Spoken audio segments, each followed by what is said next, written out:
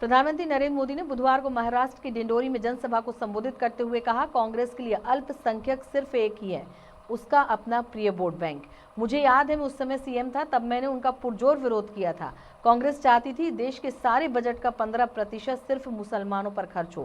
तब भाजपा के जबरदस्त विरोध के बाद वे कामयाब नहीं हो पाए। प्रधानमंत्री ने कहा, यह नकली शिवसेना उद्धव ठाकरे, नकली राष्ट्रवादी पार्टी शरद पवार का कांग्रेस में विलय होना पक्का है। जब इस नकली शिवसेना का कांग्रेस में विलय हो जाएगा, तब मुझे सबसे ज्यादा याद बाला साहेब ठाकरे की आएगी।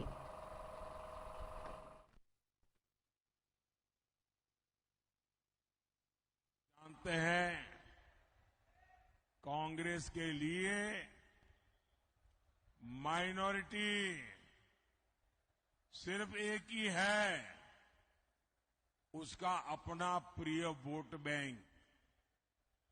मुझे याद है, उस समय मैं सीएम था और जब ये बात कांग्रेस ने उठाई थी तो मैंने उसका मुख्यमंत्री रहते हुए पुरजोर विरोध किया था। कांग्रेस उस समय चाहती थी कि देश के सारे बजट का 15% सिर्फ मुसलमानों पर खर्च हो। तब भाजपा के जबरदस्त विरोध के बाद ये कामयाब नहीं हो पाए थे, लेकिन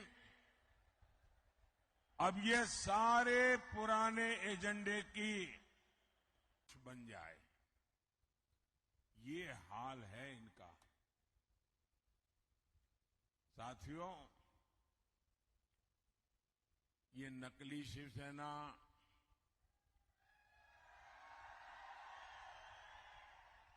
नकली राष्ट्रवादी पार्टी, इसका कांग्रेस में विलय होना पक्का है।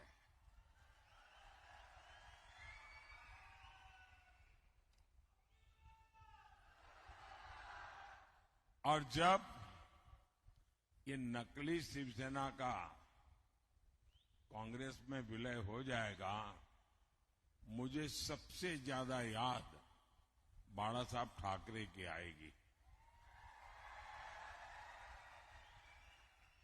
क्योंकि बाला साहब जी कहते थे, जिस दिन लगा कि शिवसेना कांग्रेस बन गई है, उस दिन शिवसेना समाप्त कर दूंगा। मतलब अब नकली शिवसेना का अता पता भी रहने वाला नहीं है। और मुझे लगता है ये जो विनाश हो रहा है, ये बाला साहब को सबसे ज्यादा दुखी करता होगा। साथियों, नकली शिवसेना ने बाला साहब के हर सपने को चूर चूर कर दिया है। बाला साहब ठाकरे का सपना था अयोध्या में भव्य राम मंदिर का निर्माण हो।